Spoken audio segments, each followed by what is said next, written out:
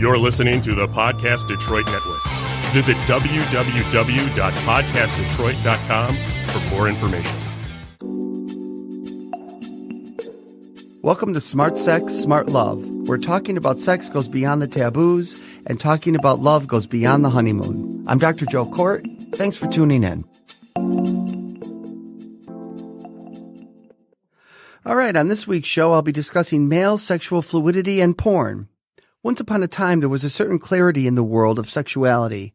Whether through illusion, construct, or religious bias, the sexual orientations advertised by society were easily and clearly defined. A person's orientation was assumed based on the apparent sex of his or her sexual partner.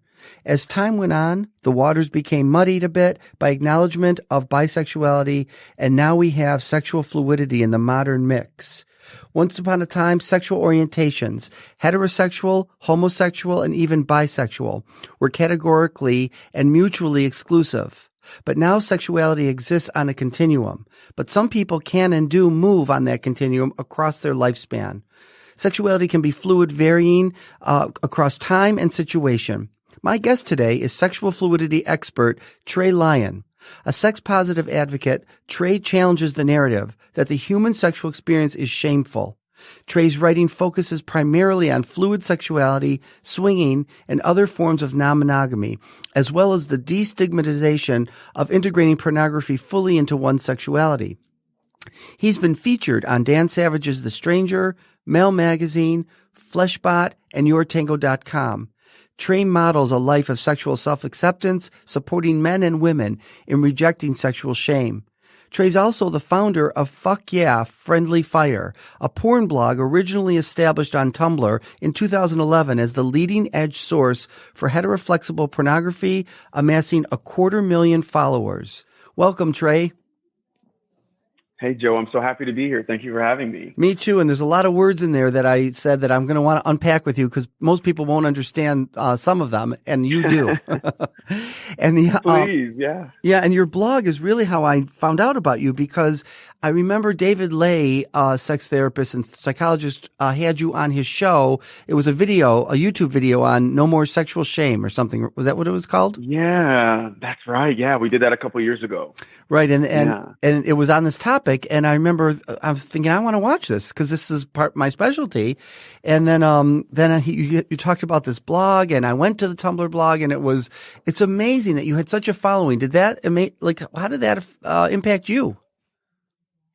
Well, it kind of just grew organically. I started the blog just as a way originally to archive the kind of, erotica, the things that, I found interesting. But then I quickly started finding out that my writing was attracting a lot of people, primarily men who didn't see their type of sexual expression shown often in pornography or talked about certainly in the mainstream. So it just kind of grew from there. And I started to find and create this little community around this type of sexually fluid heterosexual porn.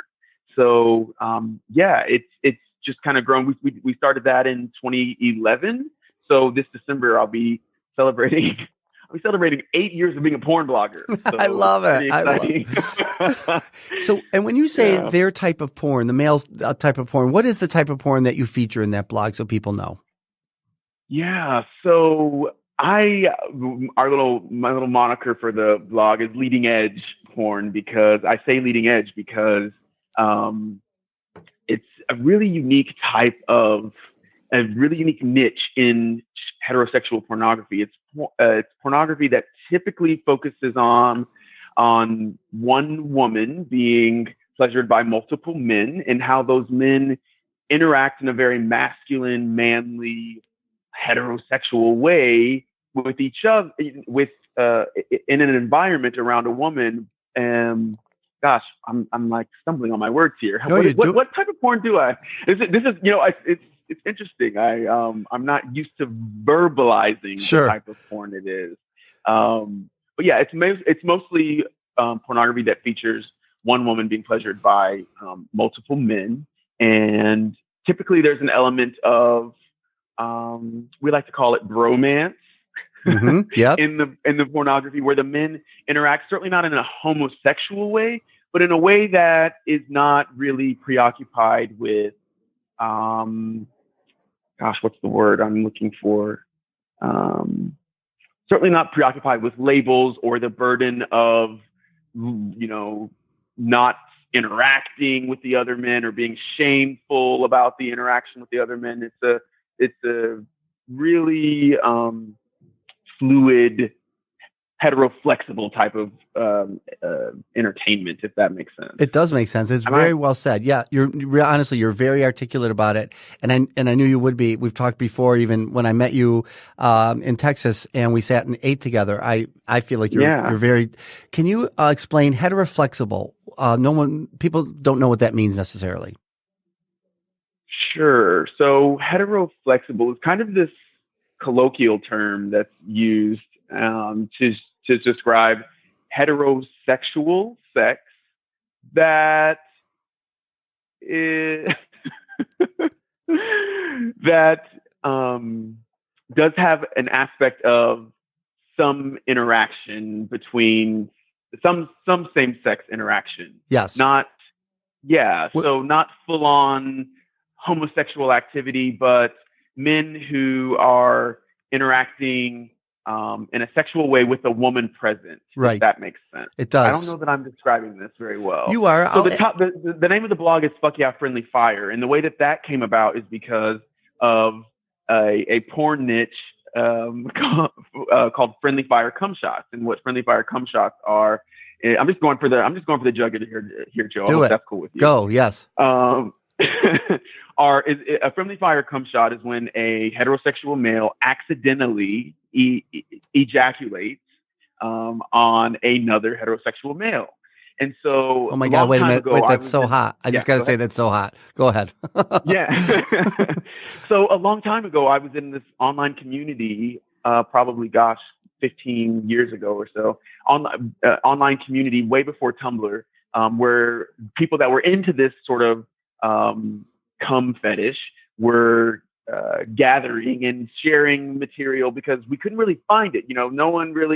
No porn studio sadly labels, or tags a porn video with friendly fire cum shot. So we were this little community of people that collected these types of, clips, and where heterosexual men interacted incidentally, and eventually I was wanting to create a space where all of these types of clips, these heteroflexible types of porn clips, were available, because I got tired of having to, look in all these different web forums and chat groups and stuff. And so that's kind of where I started. And what I found was that a lot of people were kind of into this more taboo type of male sexual expression. That's so interesting. And I didn't know that about the friendly fire. So that I never knew that that's what that meant. The origin of it is when a male two men are pleasuring a woman and they accidentally ejaculate on each other, or one ejaculates on the other. Is that right? Correct. Yeah. Mm-hmm. So it's pretty popular.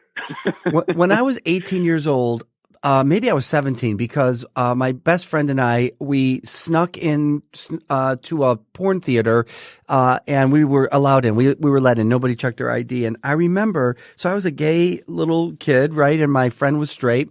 I remember watching porn, and they showed, the heterosexual couple, mixed sex couple having sex. And then they showed lesbian porn, two women together. And then they showed another man come in, and they both pleasured her. And I thought, okay, then the next scene will be two men. I remember I was so naive. It was like 78, 79. And of course that didn't happen. It was very disappointing to me. And here we are almost 40 years later, and it still doesn't happen, does it? It doesn't. No. Why do you think that is?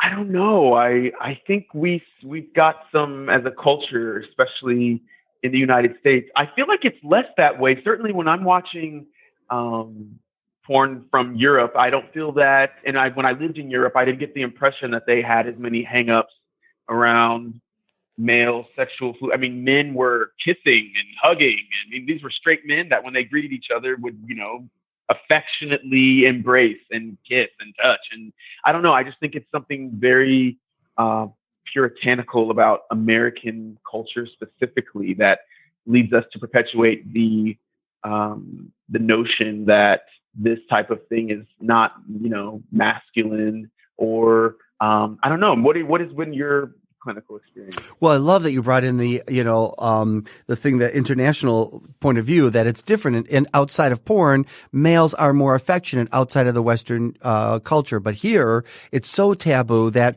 we have to call it, like you said, we have to call it a bromance. It can't be a romance. It has to be a man crush. It can't be a crush, right? And now there's a new word. Have you heard of this word? Bro job? Instead of blowjob, it's two straight guys that are horny and a woman's not around, so he's willing to do his friend a favor and give him a bro job. You heard of that? Yeah, I have heard of that. And, I even perpetuate that. There's a bro job tag on my, on content on my blog. And I think part of that is an expression of bisexuality, first of all. Totally. But I think that this helps men that are kind of, they're watching this porn and they find it hot, or they're seeing, they're having these feelings or desires and they find it hot, but they don't really identify with a gay label. So it helps them kind of, compartmentalize, and it helps them give them their, masculine, quote unquote, version of what they deem as being too gay for them. And I think what it comes down to, and what the shame, it's a shame that we aren't giving and talking about and educating people around the variety that is of sexuality, so that we can let people know and help them find, their classification, for lack of a better term. But I think that this is like vernacular that's being created by people that don't see themselves represented in the gay label. Mm-hmm. And some of them don't see themselves represented in the bisexual label. And so they're resisting these labels in general. Which, to some degree is, I think, a sign of progress. I think is a great thing. So do I. But yeah. Yeah. I always say that, there is, when a man has one non-heterosexual thought, he's stigmatized. And when a woman has one non-heterosexual thought, she's fetishized. So the stigma for men is really what we're talking about 40 years later from when I was a teenager. That still, and what is nice, I love what you're saying, is that getting away from labels. Like even heteroflexible, when clients tell me they're heteroflexible, what they mean is, I'm mostly, if not only, heterosexual, but every once in a while someone comes around of the same gender and I'm able to be sexual with them, but it's not like bisexuality where then it generalizes to other people of the same gender. It's just that person, that time, random, incidental. Is that how you understand it? It is, yeah. And I mean, even me in my own experience as a bisexual male, I came out as bisexual and then I was shamed for being bisexual and told, no, you're not bisexual, you're gay, by many, many people. Yes. And at the time in my, in college, before I really learned who I am, I cared way more about what people thought of me. I fell for that. And I think a lot of this is like, now society is really at a point where we can say, hey, like, there's not just this binary experience where either you're gay or you're straight. Like there's a lot of, wiggle room in there. There's a lot of different variations of this. And so I think we're just all trying to figure out what those are. And I think certainly because we don't talk about sex or sexuality in general enough, society certainly isn't talking about bisexuality enough. And so I think there actually are a lot of bisexual men out there who just don't know that they may be bisexual. Could you speak to a little bit about being an African-American man and if it's different in the African-American community, the whole gay and bisexual male issue? I hear it is. I hear that it is different. I'm a little weird though. So I don't know. I just don't really care what people think about me. So I kind of walk to the beat of my own drum, sort of, so to speak. But I do recognize and see that there is added stigmatization around sexuality in the Black community. It's weird because I don't really feel that in the Black community, and maybe this was just, obviously I'm just speaking from my perspective, but I don't really feel that there's much sex shame in the Black community. Like, I don't really feel like porn really isn't that big of a deal in the Black. I mean, that's just my, okay. Yeah.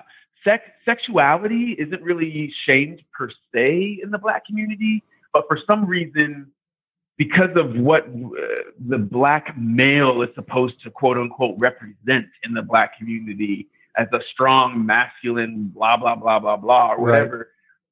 Homosexuality for some reason is still very stigmatized. And I don't know why, because there certainly are a lot of queer Black people.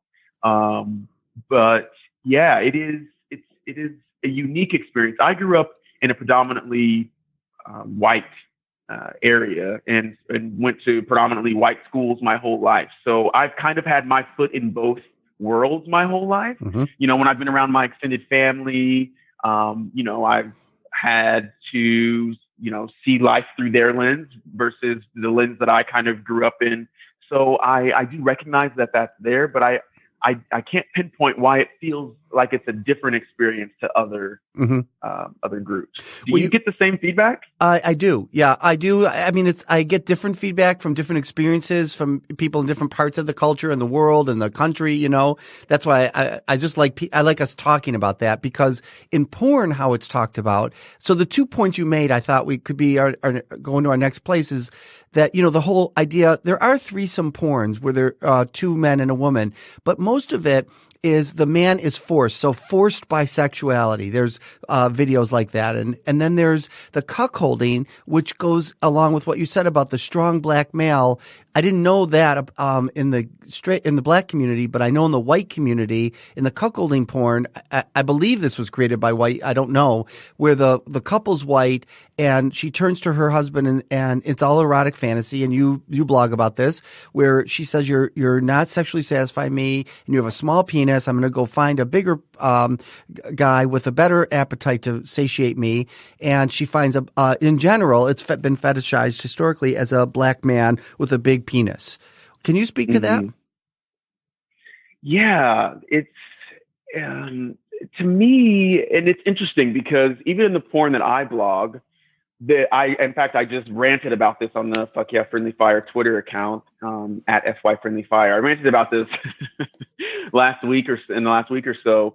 There isn't much Black male representation in the type of fluid kind of porn that I represented. And as a Black male, and I've gotten, and especially in the early days of the blog, I got criticized so heavily about not having diversity in the porn that I show, as if to say that me as a Black man, I'm hindering or I'm stopping, I'm limiting the, type of porn that I post. I'm limiting Black males from the porn that I post, which isn't true. It's a function of the fact that Black men aren't participating in the type of porn, not Black American porn stars are not participating in the type of porn that I highlight.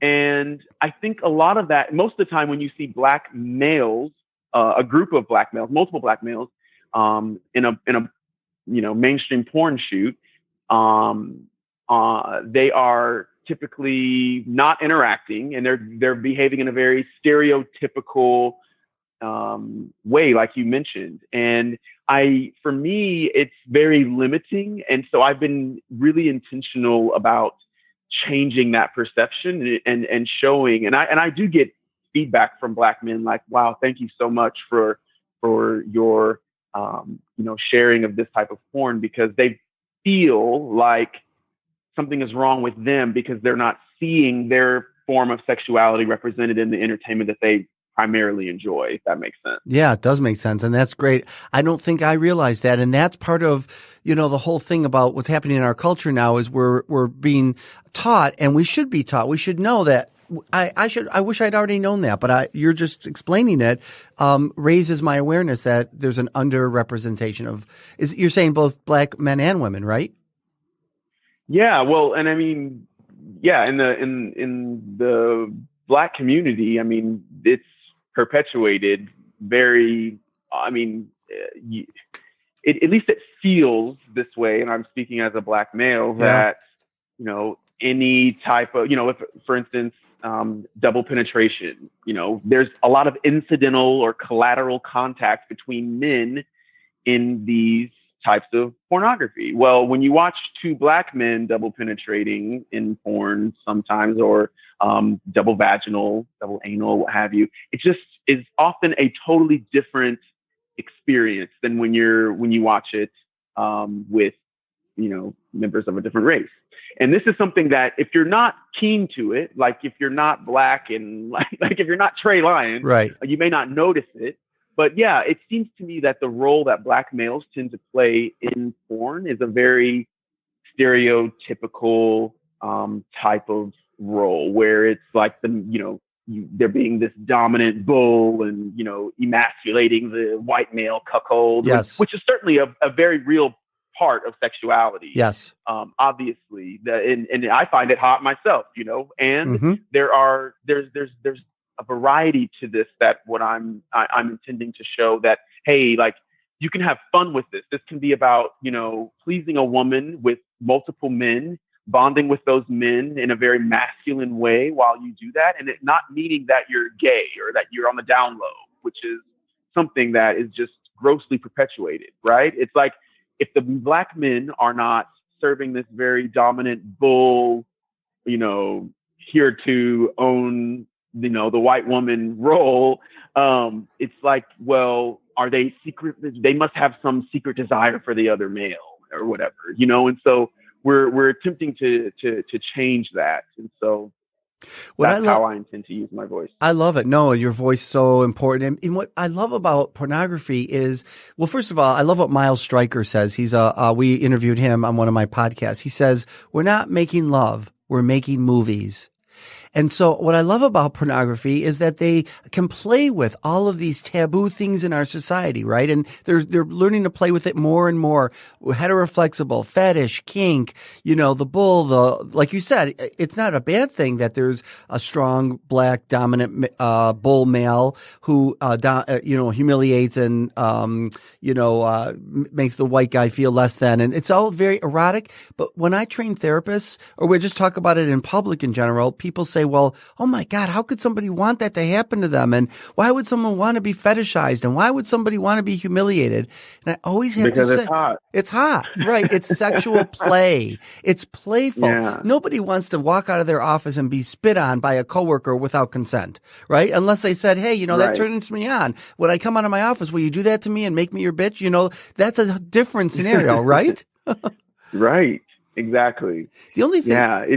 Yeah. I just want to ask you one last thing.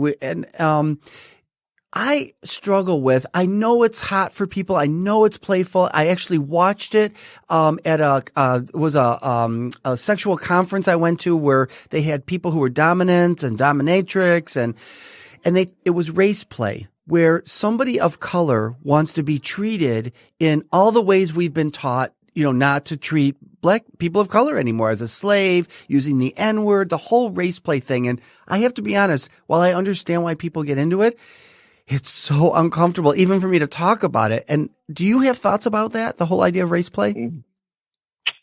Joe, you're pulling a surprise on I know, me. I'm sorry. You're gonna get me in trouble. I'm sorry, we don't have to do it. Yeah, no, we totally can. We won't be able to get into it at length, but oh gosh, here we go. So yeah, I don't understand why this is controversial, and also I find it. I know that I'm in the minority on this because I see people talking about this on, you know, social media, on Twitter and elsewhere about how it's racist, and I'm just confused because I'm like, does a racist person have sex with the race that they hate? Like, I don't get it. Like, is a racist white person gonna have sex with a Black person? Like, I don't know. To me, in short, I don't find race play to be racist. I think that, you know, modern sex therapy probably agrees with me. I also, I'm not a therapist, obviously, but maybe you can speak to that. But I also think that race sexual play helps people to really work through a lot of their, what am I trying to say? Their issues around race, yes. for lack of a better word. Like yes. it can help you to work through that. And it's also a kind of kinky, taboo thing, and not unlike, a woman being spit on and called a dirty bitch and slapped. I mean, it's, like you said, when I'm at work and in my office, am I going to want someone to be, racially degrading me? No, absolutely not. Yet in a sexual type of playful way with someone that I trust, who I know is really not racist, is that really traumatizing to me? No, but I also have done a lot of personal work. Like, I think a big key is person to person. Yes. And so, like, someone who carries in them a charge on race, probably not a good idea for them to be engaging in race play. Someone who themselves needs to kind of work through and evaluate where their perspectives and perception and where their own racism lies.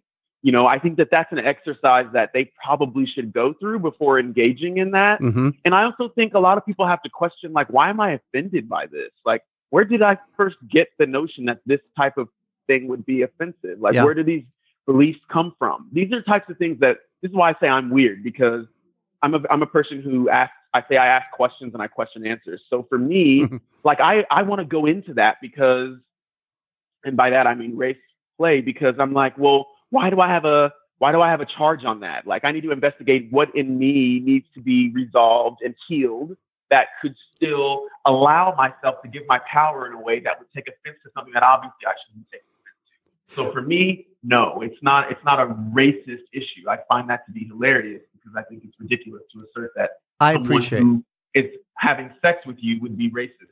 I appreciate that. Go ahead. Yeah.